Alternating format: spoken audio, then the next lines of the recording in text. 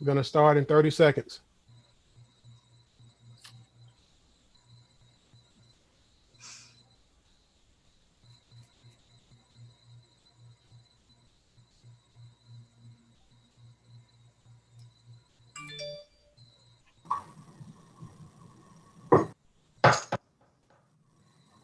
I'll call this meeting to order. It is the special December 4th, 2020 meeting of the Fulton County Board of Registration and Elections. I'm Mary Carol Cooney, chairperson, and I'm joined this morning by our vice chairman, Ms. Bernetta Keith Newridden, by Mr. Mark Wingate, by Mr. Aaron Johnson, and by Dr. Kathleen Ruth.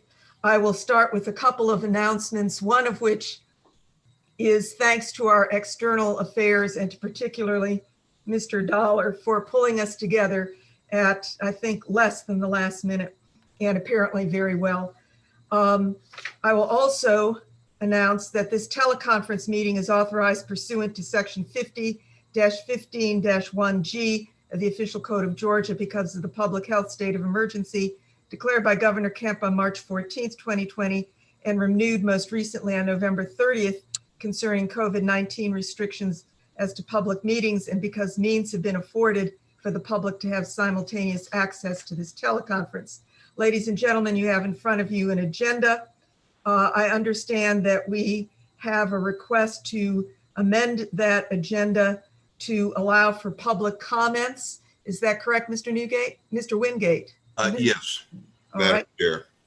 With the notion of that addition, please review your agenda and tell me any other additions or corrections. No, not that I know. Move to accept the agenda, Madam Chair. We got a proper motion and a second. All in favor say aye. Please raise your hand for Ms. Bodison. Aye. Thank you. That is unanimously approved. All right, that brings us to public comments. Ms. Bodison, do we have any members of the public wishing to be heard? Yes, Madam Chair. It is. Go ahead. Attendees that have raised their hands. You have what? 2 attendees that have raised their hands. Okay. And is it my understanding that one of them is an elected official speaking in her official capacity? Yes, ma'am. All right. Would you announce that person, please? Commissioner Liz Hausman. Commissioner Hausman, welcome. Looks like. Thank you. Can you hear me? Yes. Thank you. Good morning, members of the Board of Elections and Registrations. As both a former member of this board and a Fulton County Commissioner, I recognize the hard work you do, the importance of this work, and I thank you for it. I know you take it very seriously. Thank you for allowing me to speak to you today. This is the first time I have addressed this body, saving my comments and inquiries for Director Barron during the updates he provides at our Board of Commissioner meetings. As you may be aware, I have continually pressed Director Barron on the department's process in conducting the vote, counting the votes, demanding a transparent and efficient process to provide results voters of Fulton County can have confidence in. I, along with the full Board of Commissioners, have voted to approve every increase in spending, personnel, and equipment that has been requested. In this cycle alone, that is a staggering $38 million. Yesterday, we heard testimony before the Georgia Senate that was troubling at best and very concerning from election workers and observers that described the process sloppiness, security issues, chain of custody issues, questionable practices in the counting process, and in the hand recount or audit process. A video was provided of the vote counting conducted at State Farm Arena that included what appears to be cases of votes that were stored or hidden under a table and brought out without the benefit of being observed.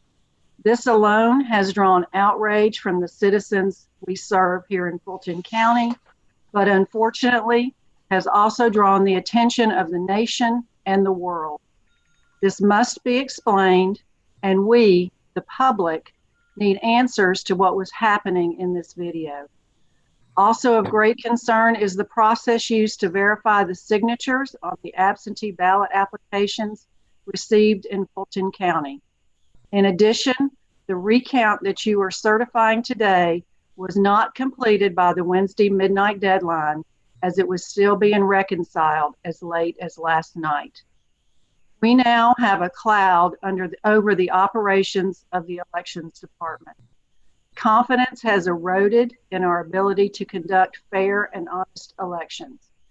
I'm asking for you to use the authority you are given as the Fulton County Board of Registrations and Elections to review and address the concerns I have outlined today, including conducting a full audit and verification of the absentee ballot signatures prior to certifying the results of the presidential contest that is on your agenda today. If the results of a signature verification audit have the same results, the voters of Fulton County can again have confidence that the vote count is accurate. I hope that you take this request seriously and act accordingly. Thank you again for your service to the citizens of Fulton County and for your consideration of my request. Thank you, Commissioner Hausman. Ms. Bodison, next speaker. Stefano Gamba. Mr. Gamba, welcome. And please unmute.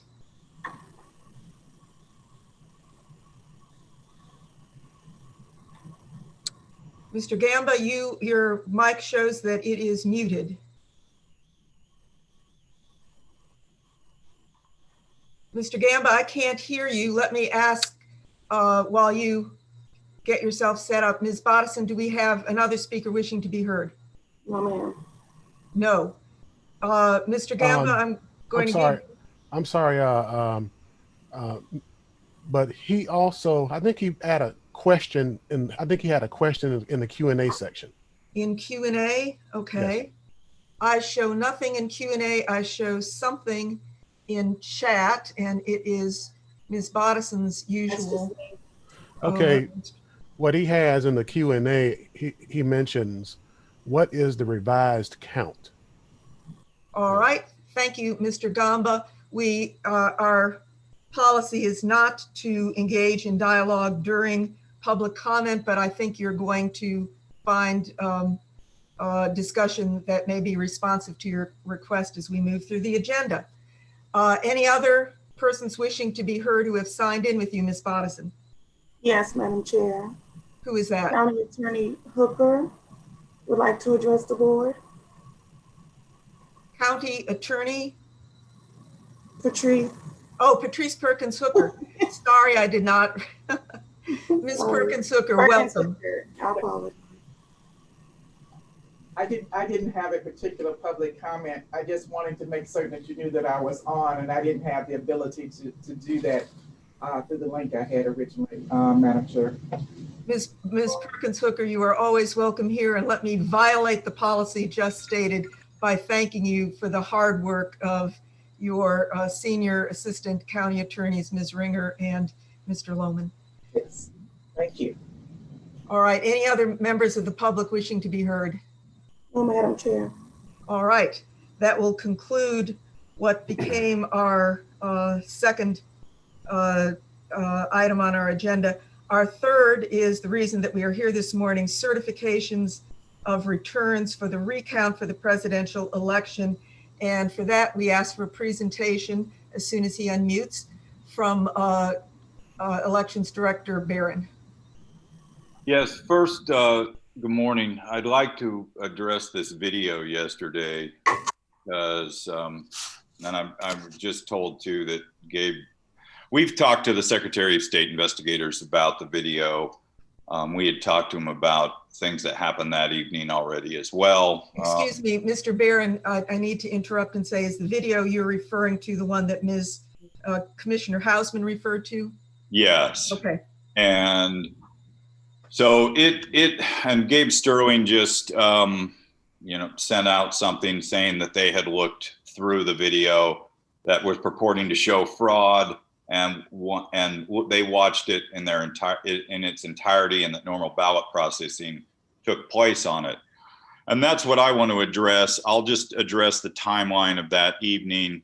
The staff at State Farm that evening they began letting certain people go. No announcement was ever made to leave, for anyone to leave.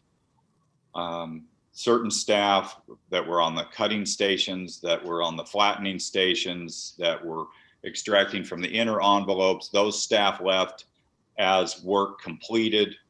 I found out sometime, I think a little after 10:30, that they were going to cease operations, and I told them not to do that. So when Ralph arrived, he told them they had to keep going. At about 11:15, they were fully scanning again. And once they were scanning, Carter Jones, the state election board monitor, he arrived at, he believed he told me it was either 11:42 or 11:52 that he arrived. There were media in the room, and one of the external affairs representative was there until approximately 11:15. A Secretary of State investigator arrived at 12:15, and they scanned until they had all the ballots that they had available to scan complete, and then cleaned up the room. What the video shows is that they have pulled out plastic bins from underneath the desks. Those are bins that they keep under their desks near the scanners. They will cut those seals that are on those, open those up, and pull the ballots out. They were still in the process of cleaning, so they hadn't sealed those ballot boxes up, so they were able to just start right back up. But it was normal processing that had occurred there, as Gabe Sterling from the state explained this morning. And other than that, we've gone through everything with the Secretary of State investigators on that video and the timeline that evening. With regard to the recount, we do have, let's see, can you put the results sheet up, Mariska? One moment. And I'll just briefly go over the signature verification process too. So with regard to signature verification, when ballots come in, they are absentee ballots. They are scanned by a hand scanner to give credit for voting. Then they go through signature verification. There's a sorting process that occurs before it eventually, the ballot is sent to be opened in the 2 weeks prior to election day. So when a signature is verified, there are two ways that they are verified. One is through ElectionNet, which is the Department of Driver Services file on ElectionNet. If a signature can't be verified through ElectionNet, then it goes to the original application and we have an image file of all the original voter registration applications. So staff verifies the signature manually for each of those absentee ballot envelopes. They make sure there's a signature on there. They make sure that the signature matches. If it goes to a mismatch situation, they usually will go to the second file, which is in our image file that has the original voter registration applications for those. And if not, then they're rejected and then sent a rejection letter. Now, with regard to the recount, we concluded that on Wednesday night. We submitted our results, and then yesterday the state allowed us to do reconciliation. The results changed. On election night, we were at 528,777. We scanned in 527,925 votes. in the recount. And so these are the results that we are going to change for election, or for the president, vote for president for election day.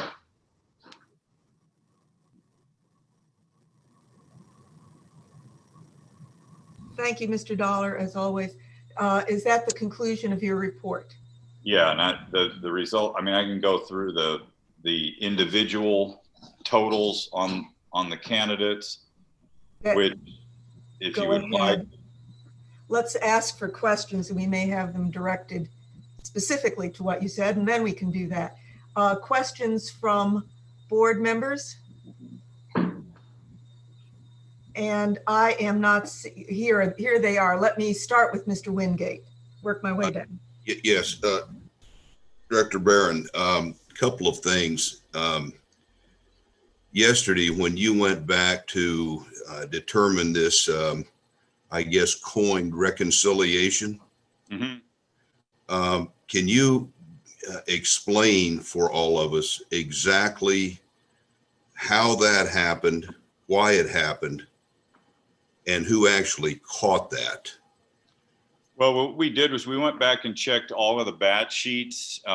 We made sure that we went through all of the scanners to make sure that all the batches were uploaded. We also went through each one of the scanners to make sure that the batch amounts that were on the scanners themselves were also on the server.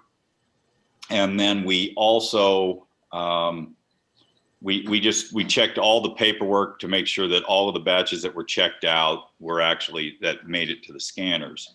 Once we made a determination midway through the afternoon that on one of the scanners, it was one of the ones that we brought in, I think on Tuesday, it was scanned, absentee by mail was scanned on that. When the operator the next morning got on that scanner, I think it was a different operator. When they started the day, they zeroed that out. The results had already been pulled off of that, but once it zeroed out, then it started the batch numbers over. So we actually had two sets of batch numbers from the same scanner. When you have an ICC 14, which it was, and you have batch numbers that are the exact same, you can't upload another set of this exact same batch numbers from that scanner. So there were essentially 62 batches that had identical numbers from that scanner on it. So that what we had to do was go back through and rescan those on different scanners so that we could then upload those results. So that was not something that you would have had any idea of on Wednesday before, finally were able to upload those results to the Secretary of State. Correct, because once we start uploading, when we start uploading all of those results, then you're looking at the final numbers, and so you can see that it's short. And at that point, the only thing you can do is go back and reconcile to see where those are. And so we were in touch with the state through that, and then they told us on Thursday morning to go back and reconcile that before we went through certification. In other words, if I can jump in and reiterate, you go through and through each batch, you get an identical number, and when you get, then you get an error signal, as it were, and you go back to that batch, and that's when you know. Yes, yeah. There were two sets of identical batch numbers for the same scanner, and that was because the operator. Now, did that occur because of the 4 scanners you borrowed from DeKalb County? Yeah, they were involved with that. Yes.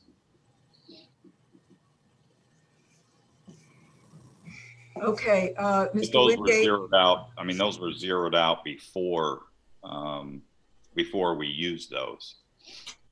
Mr. Wingate, if you are completed for the moment, or if not, we'll finish up. I'll let somebody, I've got a couple more questions, but Okay. get somebody else. I can wait for him to finish, Madam Chair. Thank you.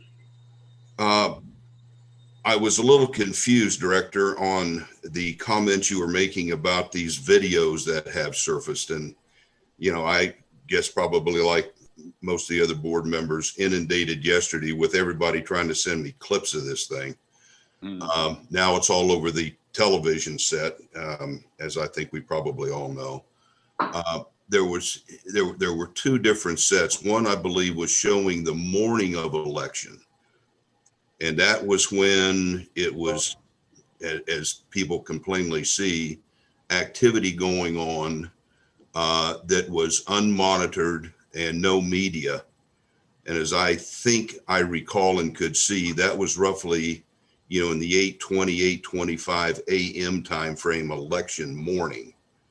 And that is, I believe, the issue where the rolling cases were being taken out from underneath the covered table that was brought in. That, I believe, is an entirely separate issue. Has that been investigated by the Secretary of State's office?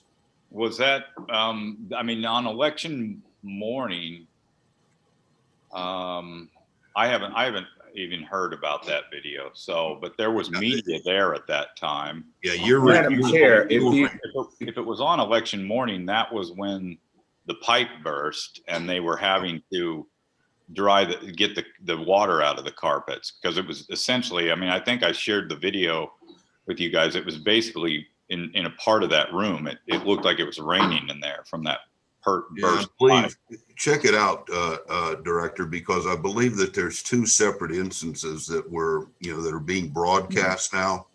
You know, one was that morning of. There would have been video. There would have been media there. I mean, early, but according to Mark, I think the times, Mark, with all due respect, real quick, I think you got your times off just a little bit, because if you recall, they were very specific about between 6:07 and 8:07. Nobody was even, well, that's when the water was being cleaned up. Mm-hmm. And I think she had it a little later in the day when the boxes were taken from under the tables. that was at night. That was at night. That was between the morning. 10:30 They and were 11. bringing the tables, and her claim, and I watched the whole meeting yesterday. Her claim in the morning was that this table was miraculously put into a room in the morning, but if you watch the entire video, they were bringing furniture and moving things around in the entire room. Mm-hmm. But it wasn't at 8 in the morning, just FYI. I'll have to go back and take a look at that. That's not, I don't think, what I saw. But anyway, what you're claiming is that footage where the cases were being taken from underneath the table was that evening. Mm-hmm. And yes. And what time of the evening was that? Because it's hard. I couldn't really tell, and I will admit it's very contention difficult. Was the attorney's contention was after the monitors were allegedly told to leave. Mm-hmm. That's when they brought these ballots from under the table, which to me really just looked like the ballots were, you couldn't see where the table, I mean, you couldn't see them, but that was her contention. You know, her theory is that they waited until the monitors left and then brought all these ballots from under a table, which didn't seem to be the case to me, but I'm not. Well, I think it was plain that there were those rolling carts underneath that table with the cloth over it that were being pulled out of there and rolled back towards the scanning area. Yeah. So, storage. Yeah, and as far, I haven't seen the video yet, but according to my staff, that's just normal. I mean, that's their normal operation. I mean, they store those in under those, and then they pull.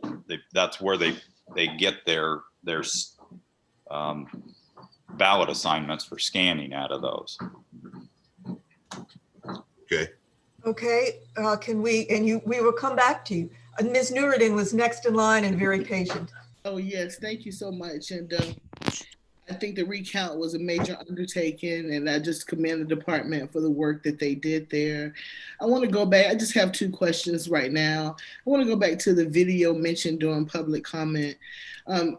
Director Barron, you did say that Gabe Sterling from Secretary of State talked to you, and what was that finding you said again? Well, he tweeted something out this morning. I don't know if he had a press conference as well at all, but he basically debunked the video. We've talked to the investigators for Secretary of State, 3 different investigators about it. Okay, that's good to know. I do know Gabe Sterling to be a credible source for elections process in Georgia, and you are pretty confident that he's credible here. Yes, and I mean, and he's spoken to the investigators from the state's office. Great. So I know that during the recount we had a server crash that happened, and I wanted if you would talk about that, because the Secretary of State's office made it pretty clear that that error was on Fulton's end, and if you could just talk about that and share some information on that. Well, there was a Windows SQL error. Evidently, it was a Windows SQL error that caused the server to crash on that day. But I think at that point they thought that they might be able to fix it and recover the data. So, but until we were able to get in touch with Dominion and to see if it would work. We went ahead and Nadine consulted with me and said, I'd like to just keep scanning so that we can, in case if they can retrieve the data, we'll be able to we'll retrieve that data. Otherwise, I can go from where I'm at. We can start on election day. We can scan that. They can retrieve the data. We can add that to what we've already done. If not, we've at least got started on the next step. So I concurred with her judgment there, and then we went forward on that. With regard to that server, I think it's mostly an unfortunate technological issue that caused that thing to crash, and so I think Nadine acted quickly and just decided how to go forward and got permission from me, and we just went forward so that we made sure we would get done by Wednesday. And I think what my concern is see, in your response, I didn't really hear any accountability as to the reason for the crash, or was it? Well, I don't know what the reason was for the crash. I mean, that was technological. I think there was from my understanding is that there was a step that our technician, that our staff member should have taken, that had he done his normal, I think he skipped a backup step where he should have backed something up immediately. And when he had logged himself out before he backed up, when he went back in to do the backup, he couldn't get back in, and that's when the error occurred. The reason why we have to know why these things occur is to prevent recurrence. Right. And it was pretty clear that it was that backup and the lack of following the protocol that led to the crash. So I just wanted to make sure, because I think we got conflicting information as to why that server crashed earlier. So thanks for clearing that up.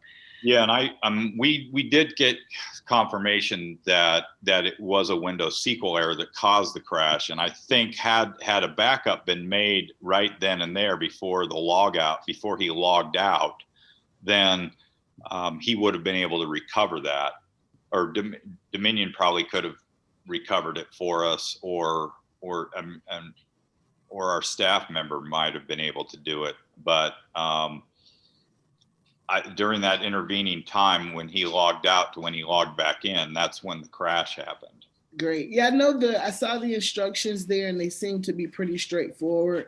So hopefully just following the instructions is just an easy fix there. But the second question and my last question is the 4 ICPs and for the voters who may not know, the ICP is the image cast precinct, also known as the scanner, also known as the tabulator. It's that big black machine that you feed your ballot into to capture that ballot. You said that you guys needed 4 ICPs from DeKalb. Those were yeah, the ones that the ICPs are for the precincts. The ICCs are for they're the scanner, the higher speed scanners. Right. And so we got 4 loaners from Dominion, and I believe those had been used in DeKalb County. That's my understanding. Okay, I'm saying at what point were those scanners needed? We got them over. I mean, we requested them on Monday, and we got them on Tuesday morning. And so, as far as them being zeroed out, what was the process to ensure that happened?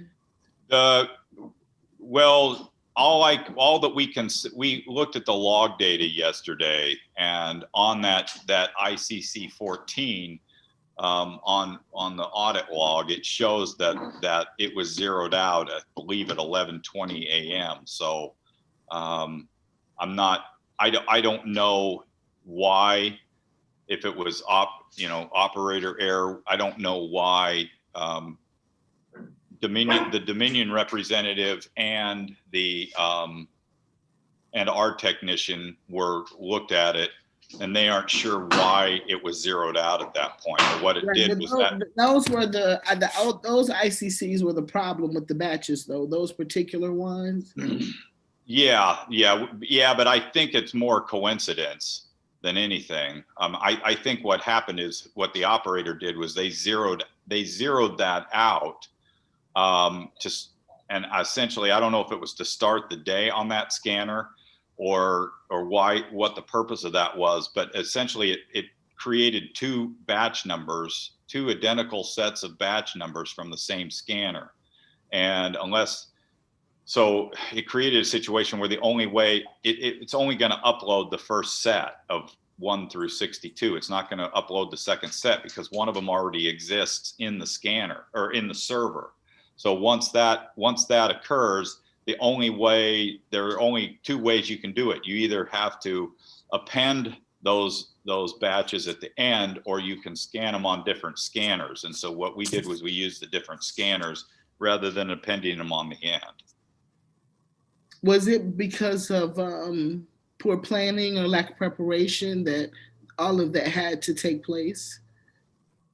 You mean with regard to needing the additional image cast centrals and not? Well, we got that because since the server had crashed and we needed to make sure we could get it done on time.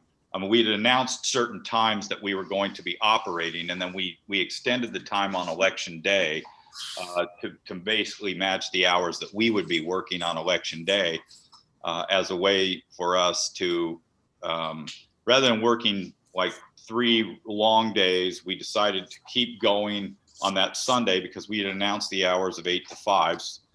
So we worked 8 to 5 Sunday. We worked the 8 to 5 Monday that we had announced. Then when we added new hours, we said we would go 7 a.m. to 11 p.m. on election day because all of us would be working at that same time. And then we did the 8 to 5 on, we announced 8 to, I think it was time necessary on Wednesday. And so we asked for more scanners to make sure that we would have those on hand. And so Dominion provided those for us. Thanks, Director.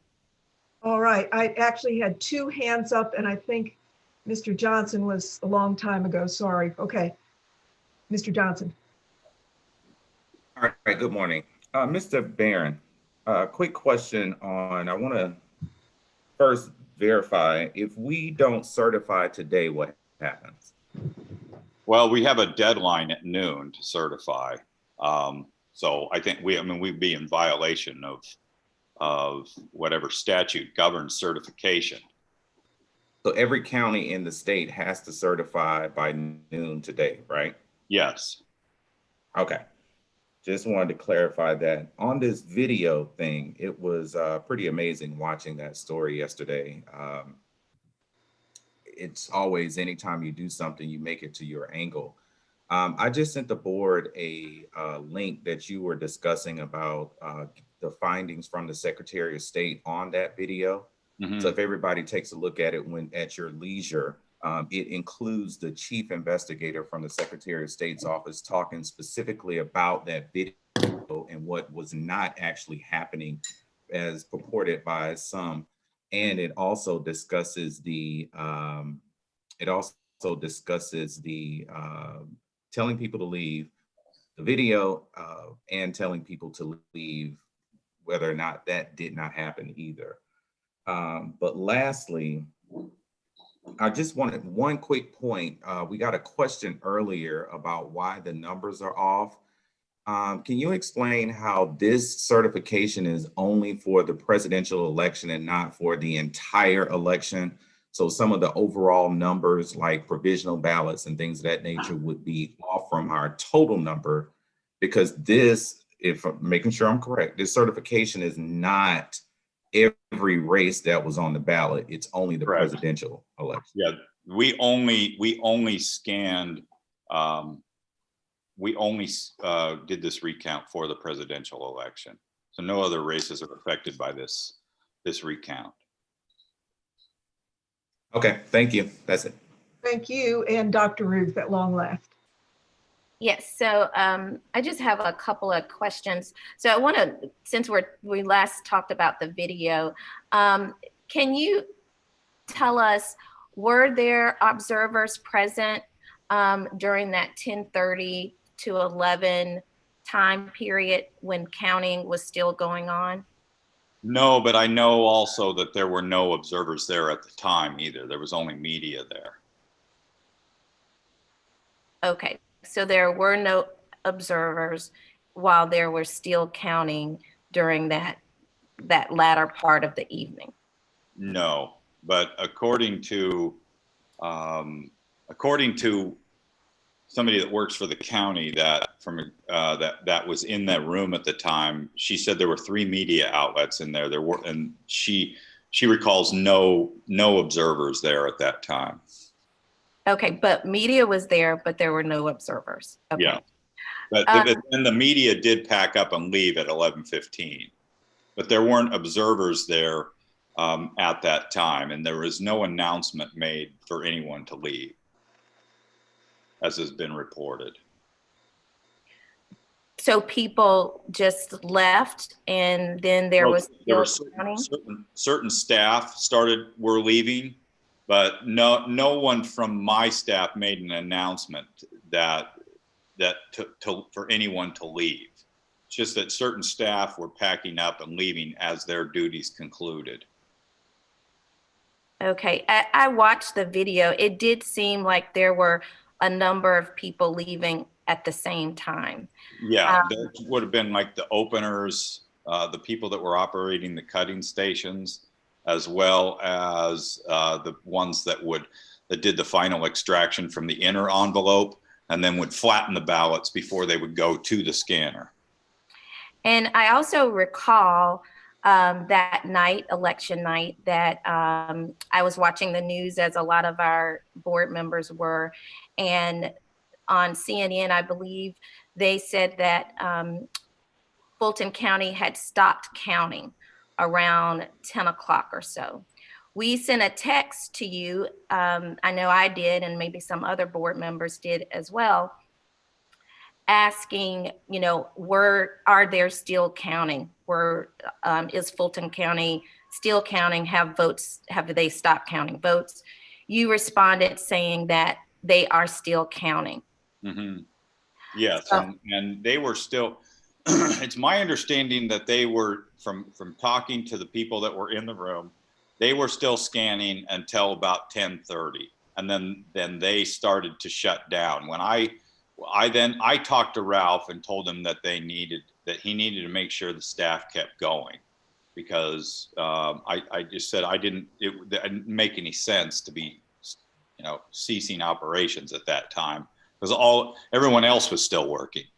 So he had indicated that staff had been there since 5 a.m. so that they, a lot of them were getting tired. And I said, well, they need to keep going. All of us are tired and we're out at the warehouse. So at that point, everyone kept going on until I believe it was about 1 o'clock in the morning.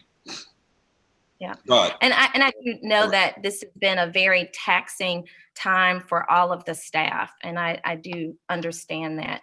I also wanted to ask about the crash server. So the crash server impacted the need for having more high-speed scanners.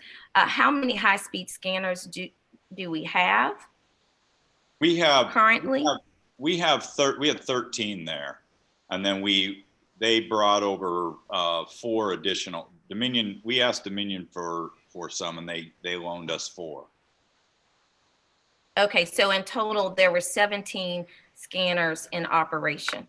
On Tuesday and Wednesday, yes, there were 13 through Monday. 13 through Monday, but the crash server really caused us needing those additional scanners. Yes. Okay. And I think that concludes my questions. Okay, you will have another chance because this is our final go round. Let me ask Mr. Wingate again for any further questions. First of all, let me apologize. I'm trying to look back. I only had these videos on my iPhone, and clearly I had my times reversed on these 2 videos. So thanks, Aaron, for pointing that out. With regards then to what was transpiring election night, when those cases were under the table, help me understand, Director. Why do they put cases under a cloth table like that? I mean, to me, it just appeared that, something was trying to be hidden here, and that could be totally wrong. I'm just going by what I looked at. I just don't understand why you would have to take a case like that and put it under a table. Well, it's a place for them. They basically have a workstation set up. They put those bins, those ballot bins that can be sealed. They're essentially like a big plastic ballot box, and they roll it around, and then they put it under that table. I don't remember the way the workstations are. I think what they do is they have it's almost like a decorative thing. But when you go around underneath there, I don't remember how those cloth drapes come down off of there, but there isn't any reason for there to be anything to be hidden. It's just the way the workspace is laid out.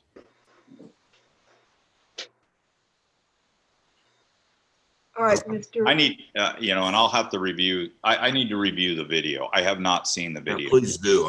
Just so that there's, there seems to be again, not, a lot of information, misinformation, whatever it is, circling around. So yeah, I think it's very, very important that something. Right, with the indulgence of the board, Dr. Reef, were you going to ask a question ancillary to Mr. Wingate's? Yes. So were all the ballots under a table? That's my. Oh no, those are the ones that the ones that they're immediately going to work on.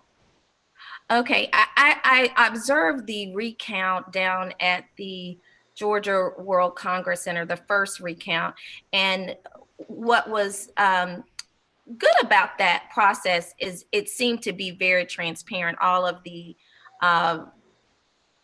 ballots and the cachet boxes were all in the open. So I just wondered, is that a similar process for what happened on November 3rd? It is interesting that these ballots were under a table. versus being in the open? Well, I think there's I don't know that I think those ballot boxes get heavy. I don't think they want to be lifting those things up and putting them back down. So they bring them around. I mean, it's like an L shape, and then they put those they put those ballot bins they're under their workspace, so that because it's the most convenient place to put those things. I don't know, and I don't think they want to lift those up and down. Then it takes away from a lot of the workspace. I don't know that, looking back, if that was the most ideal workspace for that operation, but that's what we had at the time. I mean, the room was not big enough to have all of our workspace in there and the media and that big space for the media. That's why we're doing it at Georgia World Congress Center going forward.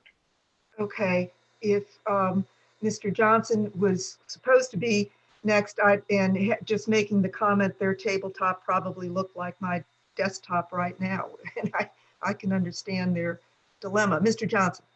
Exactly. I put stuff under my desk all the time. And I first want to say I appreciate everyone wanting to make sure that we have a fair, free, and transparent election. But I think we begin to muddy the waters and convolute things a little without having actual information. And what I would first suggest is that we have a session to where staff can, maybe next Thursday, we carve out some time where staff can respond to these allegations, because quite frankly, the hearing yesterday was totally about supporting a position. So everything that was said was totally to support the position of not certifying the election and changing things. So we have to be honest and fair about that. It wasn't fair, it wasn't balanced. It didn't give an opportunity for staff or others to come in and even dispute any of the information. I find it odd that this video comes out at 1 o'clock in the morning, the night before the hearing, and we haven't watched the entire video, but this 90 seconds that we saw is something we're going to talk about.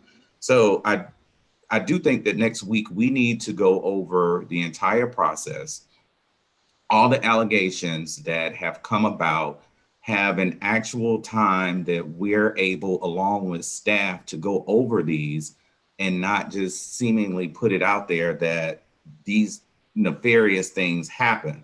Because one of the things that ironically is mentioned by Ms. Frances Watson, who's the chief investigator for the Georgia Secretary of State, just said yesterday, as it relates to these containers being pulled from under a table, she says, and I quote, "There wasn't a bin that had ballots in it under that table. It was an empty bin, and the ballots from it were actually out on the table when the media was still there. Then it was placed back in the box when the media were still there and placed next to the table." So we keep accusing staff of pulling ballots from under a table, but yet the Secretary of State's office is saying that did not happen. And we're getting this information from a group that purposely wants to taint the election, but we're not giving a fair and balanced opportunity for staff that was there to actually explain what happened. We keep going into details about what happened without knowing what happened. So I think it would just be fair for us. We want to do an investigation, fine, do an investigation, but give staff an opportunity to explain, because to me, it didn't look like that's what they were doing. But if it's being said over and over again, it muddies the water and it makes us look bad. Well, and the other thing I will say too, that the staff, my staff member that was in charge over there, her and her mother have received death threats. And that's another consequence of releasing parts of a video that don't have explanation. So exactly. And the attorney yesterday admitted it was 14 hours of video and they didn't get a chance to watch it. She claimed they got it at 1 o'clock in the morning and they didn't have an opportunity to watch the entire video. They watched the beginning of the video when the table was brought in, but they, quote, have no idea when the bins were put under the table, but they know when they were taken out. So I don't understand how you watch a video to the point of from table being put down, bins being pulled out, but you never saw them being put in. That tells me that you need a narrative to go with what you're saying. So for that reason, and the young man that threw the instructions away, that was being threatened. You know, this is starting to get completely out of control. And I know we want to have, our intentions are to have the best process possible for elections, but we got to be mindful that the things that we say have dire effect on what everybody does. So we need to take the opportunity, I believe. We need to all sit down, look at what happened, what actually happened. We'll never be able to fight the internet. We'll never be able to fight Twitter. We'll never be able to fight Facebook. But what we can do is find out, okay, these are allegations that were made. What happened? Mr. So Johnson, I hope we can do that next week at our board meeting. Mr. Johnson, I'm going to give us an opportunity to do that, perhaps right after, not to respond, but to lay out what we can do right after this meeting. I promise you that. Now, Ms. Newreading. I just wanted to ask Director Barron. I heard some of the comments that was made at the committee hearings, the committee meetings yesterday. And I wanted to know that, and I was with Dr. Ruth when we monitored the risk limiting audit. And I wondered that during that day that anyone come up to you or any of your department heads and talk about any of the things that were brought up on yesterday. Well, I didn't get a chance to hear, watch the hearings yesterday, but it's my understanding that no, the one lady that worked at the hand tally, no, she did not voice any of those concerns. She was actually working there on a team that day, but no, she didn't. She did not voice any concerns. That's good to know. I think I did see her there and asked her how the day went. She, if my memory serves, and Dr. Ruth can correct me, she said that it was pretty smooth sailing that day. Yeah, so and I was just wondering what, and please forgive me if I misquoted her, but it was definitely no complaints of, it was one concern about a ballot that had 2 barcodes on it, and that, I think you explained that being a write-in ballot, that it produces 2 QR codes on the actual ballot. Yeah, I think that you can get 2 of those QR codes on there if you have multiple write-ins. And I spoke to her after her shift was completed, and because several people had accused her of taking videos and pictures inside there, and I asked her if she had taken any videos and pictures. She denied doing it, and so then I told her that since she was concluded for the day, that she needed to leave. Thank you, sir. All right, Dr. Ruth. Anything else? All right, Mr. Wingate. Does anyone know, because unfortunately I did not have any time yesterday to be watching these videos of these Senate meetings, is that available anywhere that anybody knows? Because I wouldn't mind taking some time and listening to the full broadcast, because I'm hearing things that I would like to be able to respond to, but I can't, because I did not have the opportunity, as evidently everybody else did, to view these or watch it while it was going on. Does anybody know if there's that available? Yes, the committee meetings are recorded, and you should be able to go to the General Assembly's website and that's www.legis.ga.gov. I'm gonna text it to you, Mark. Would you? Thanks And for that. text that to all of us, because Yes, I will. what I got from Dr. Ruth during the day was a live stream, but I could not access it. And I wondered if I could do that today, but it sounds like we got a better source right here, start to finish. Okay. All right. Thank you. I want to make sure, and thank you for that question, Mr. Wingate, that everyone has asked and received a response, however satisfactory, to all questions that needed to be raised before we conclude the preliminary to our final agenda item. And hearing nothing, we get to the certification of returns. If you are all ready for that, and I will start with Mr. Barron. Mr. Barron, I have in my hands a whole lot of paper.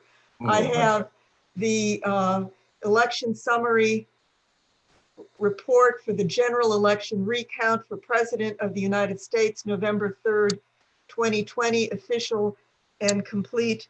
Mr. Barron, is it your certification and testimony that this is a full and accurate recount of all votes cast during that recount of the November 3rd election? Yes, those are the results that that are accurate for the recount that took place over the last, I guess, 6-7 days. All right. Are there any questions or comments about that, and hearing none, and because we've had plenty of discussion prior to that, I'm going to call for a vote person by person alphabetically so that I can vote. Do we need a motion first, Madam Chair? We certainly do, Mr. Johnson. I'm always glad that you're with us. I move to approve. All right, do I have a second? Oh, I'm sorry. There's one question in the chat about provisional ballots. Wait a minute, can you, if you are going to second the motion and we can have discussion, Robert's rule says we have, okay, properly moved and seconded. Now it is proper to have your question.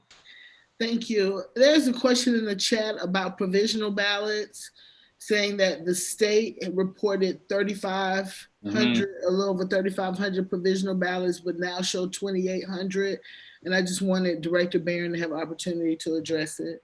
Yeah, so it looks like on some of the buckets are the buckets of in the recount are different, which means that the difference in those are going to be where a bucket, a provisional bucket was probably scanned into a different bucket, which is it was probably scanned into early voting.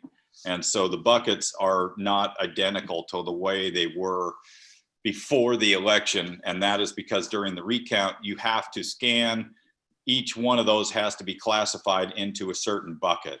And so the buckets are different.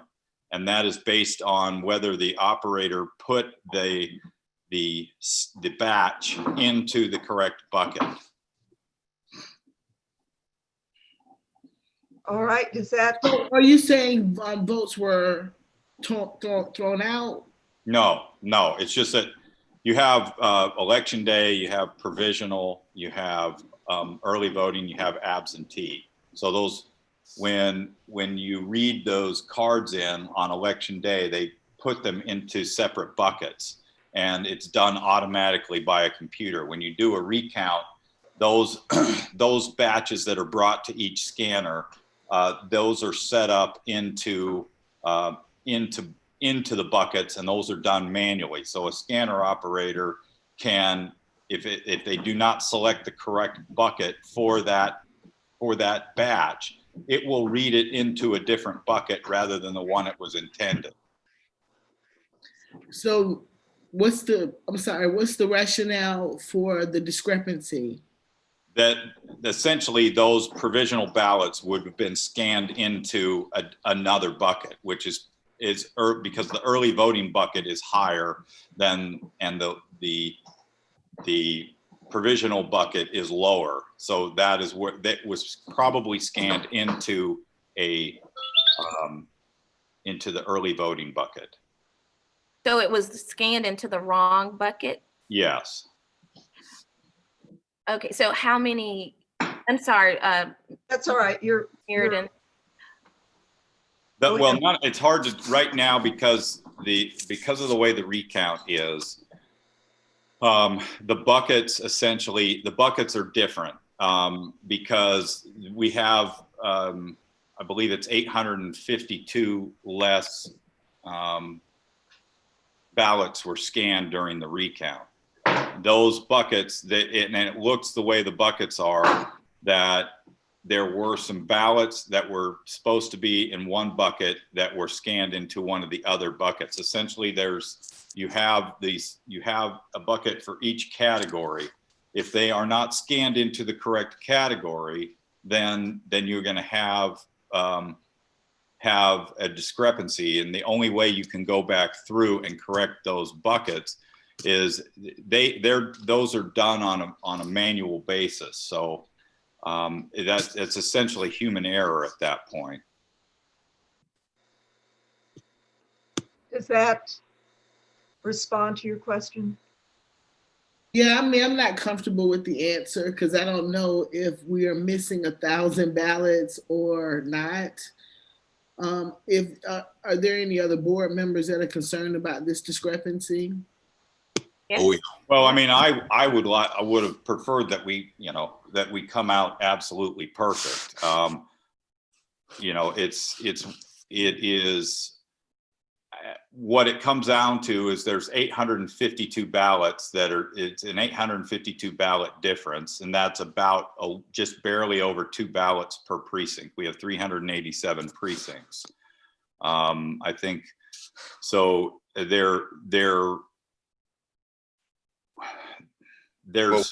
We've counted these 3 different times, or you all have, Director. Yes. We've gotten 3 different results every time that they've been counted. Correct.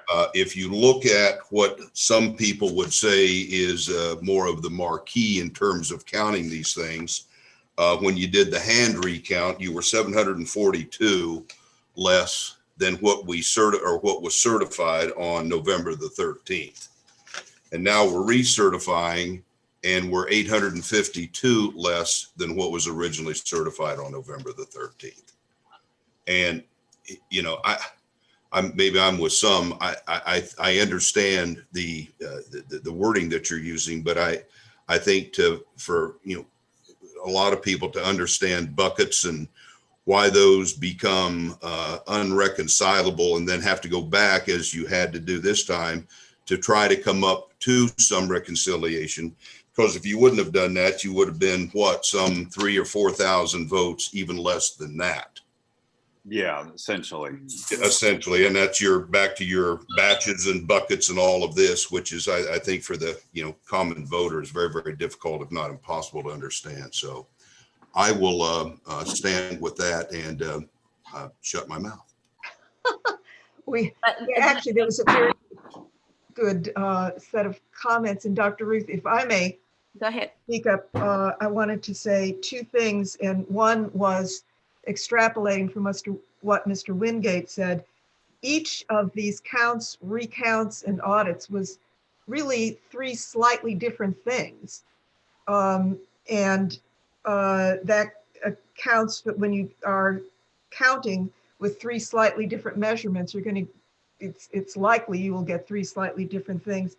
The other thing that I keep in mind, being an attorney, and actually in my ancient past, having litigated a couple of election cases, I know that really kind of the gold standard is whether there is a discrepancy large enough to change the outcome of the race. And we are very far from that. All right, now, Dr. Ruth. Well, I just wanted to get the number again for the provision ballots. So there were 3,500. I think it was 3515 before. It's 2808 now. It was 3595 on November 13th for certification. Okay. And the last count's 2808, Kathleen. And what we're saying is, Rick, that there are over, a few hundred that were miscategorized. Yeah, the early voting bucket is higher. The election day bucket is lower. The provisional bucket is lower. I think the absentee bucket is very close.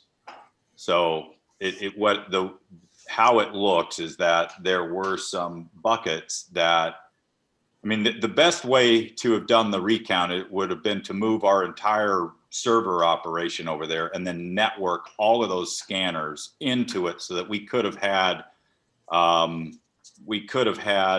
everything networked and you could upload them as they were going.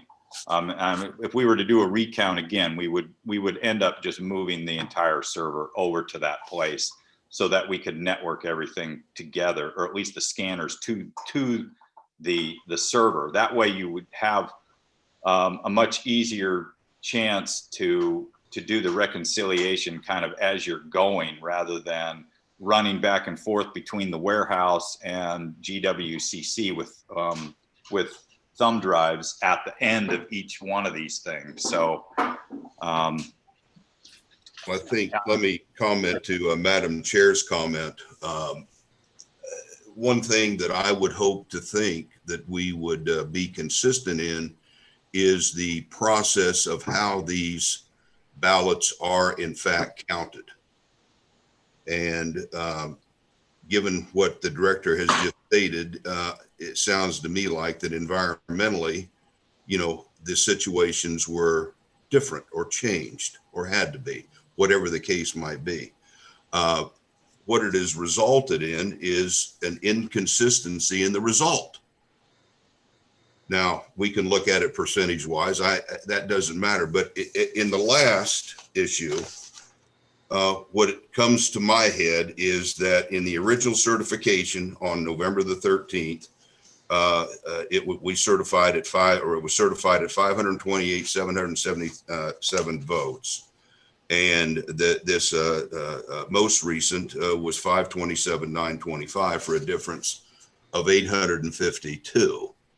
Does that disenfranchise 852 voters? And I think after the hand tally, we were 528. Yeah, Director, you were 528,035. That was 742 different, less than what was originally certified. So anyway, I guess we need to get on with the show. Yeah, I like that Mark brought that, Mr. Wingate brought that point up. I wonder, and Rick, you can comment on it, because I want to make sure I'm hearing you correctly. You're saying if you had to do that process over, it would be some things that you would do definitely different. Oh, and yeah. I think that, what I'm hearing you say, and you could correct me, is that your current process was probably a part of the problem and the discrepancy. Yeah, because I think it's always better to do everything in one place. On election day or during the election, you have essentially you have the 30-some early voting places, plus the 255 election day places, plus where you're doing absentee by mail, and then you do provisional. So you've got essentially almost between almost 300 places you're counting votes from during the election. Then we did at the hand tally. We did that with 100 and up to 174 teams at Georgia World Congress. Then we do the recount. We're in another environment off of scanners where you've got scanner operators then checking in, checking out batches to scan. They're just completely different ways that you count these ballots over different periods of time, and it's very hard to come out exactly the same. So when you look at the discrepancy of 852 out of 528,777, the percent is actually minute. But it's still off. I would like to perhaps correct Mr. Barron, although I think probably our processes could use improvement. I would say that our resources need improvement.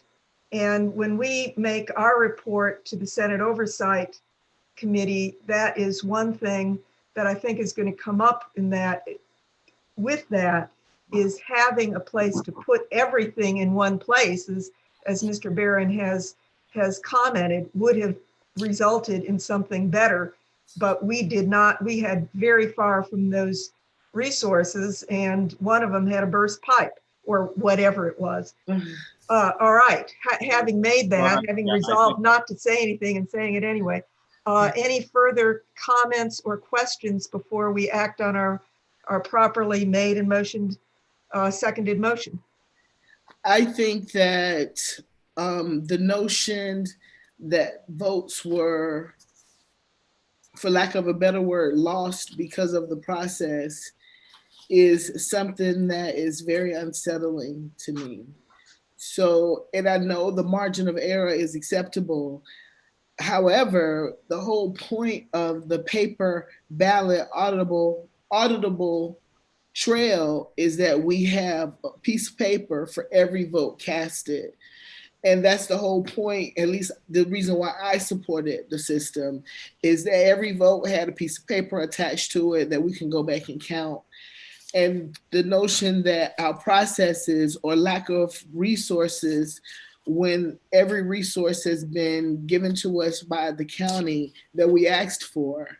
So to then say that we didn't have enough resources seems kind of, it just doesn't make sense. Let me speak for myself and say on November the 3rd or November the 4th, we got a result. We got the person who was tabulated as the most vote, the next runner up. After the paper audit, we got a result, same result. What we have in front of us today is the same result. We had many provisional ballots that were cast and thrown out for good reason. We had many absentee ballots that were sent and they didn't have signatures on them or some other things, and they were not counted. This happens. We have to deal with it. That's not what we're talking about now. That's what I am talking about. I respectfully agree with you. However, we're talking about votes, provisional votes that were accepted and counted, and those numbers changed. Well, I think they're still there, but they've been scanned. They were scanned into a different bucket. Is essentially okay. Just keep in mind, ladies and gentlemen, that what was originally certified on November 13th is not the number that we're certifying today. That is what you're about to do. Isn't that the whole purpose of us certifying today? We have to recertify today. No, but I'm saying because the numbers were, if the numbers were exactly the same, there will be no need to recertify, right? Right. That's correct. Well, so the fact that but we're not the only county that's recertifying. I'm not disputing that fact at all.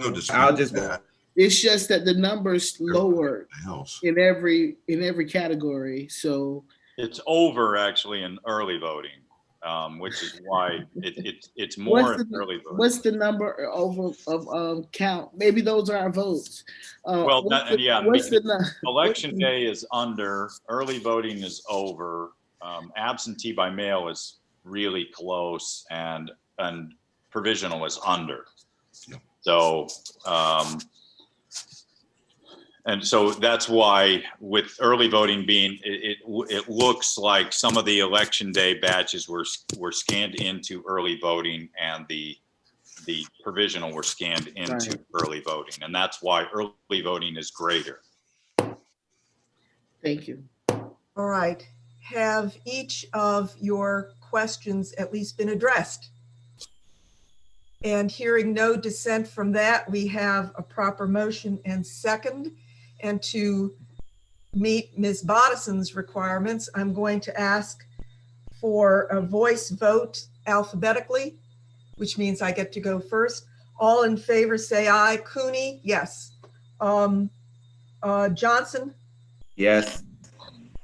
Nuruddin? Yes. Ruth? No. Wingate? No. The ayes have it. This election is certified. That brings us to the end of our agenda. We don't have anything in this agenda about going into executive session, but that is always the case. And if does anyone feel the need to go into executive session to address litigation or personnel matters? And I hear none. Then that brings us to, I do always remember this. Do I have a motion to adjourn? So moved. Madam Chair, one moment. Yes. Have you all discussed how you all plan to sign? Pardon? Oh, you should have put that on here. We have to sign this today. Perhaps that not being substantive, we can conclude that afterwards, that it's merely a question of who goes first and how we get it there. Yes, And ma'am. my personal courier is not available today, which makes it more difficult. So let us take that up as a non-board, as a purely administrative matter, unless you want to bring it up now. Absolutely. Ms. All right, what does the board say? Ms. Nuruddin, you were last. No. You can adjourn, Madam Chair. That's fine. Okay. Well, Yes. yes. I do want to go back to Aaron's point earlier about having folks from the department to answer questions. Will we be able to do that on next week during the board meeting? I'm going to work on the agenda, and I'm going to send you an email of something that I think we can do as a framework for that. Great. Thank you so much, Madam Chair. And soon. Mr. Wingate. Real quick, let me ask a question. I think one of the things that the director had stated is that another date, time would be set to go meet with this Senate committee. And, you know, I gave kind of a vague answer to Dr. Ruth, and that was why, is to say, what is the framework for what we are going to do? And I intend to address that this morning. Yeah, Jessica said yesterday that they would, that Jessica told me that they were appreciative that somebody from the county was there and that they would invite back at a different time. We're going to address that, or I'm going to address that. I have my own problems with what they did with us.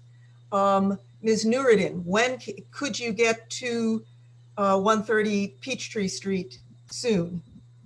Because we're only going to have 3 signatures, it occurs to me. I know, and I'm so uncomfortable moving forward with this, Madam Chair. I know we just certified this election, but I'm so uncomfortable moving forward. Ms. Nuruddin, you have got to sign. I think that you should. I'm gonna do my part. So if you're the one that needed access to get down there. No, so I will make it happen. I'm 5 minutes away from there. It's not a problem. Can you do it now? There, yeah. Can you do it now? I probably will do it before you. But I definitely can get down there. What, can you do it now? I can't do it right now. We're in the meeting, Madam Chair. Well, I know that because Yes, I have to turn to Mr. Johnson. So you're going to do it within an hour? Yes. Mr. Johnson, how about you? The same. The same. Okay, so Yes. by noon, it's going to be ready for me to sign. Okay, then we'll have it for you. And that will be it. Those are the only 3 signatures required. I wasn't thinking of how many signatures we have. It is easier procedurally than it was last time. All right. Having said that, we have a motion to adjourn. All in favor, say aye. And we have 4 out of 5. Okay. This meeting is adjourned. Thank you all. Thank you. Thank you.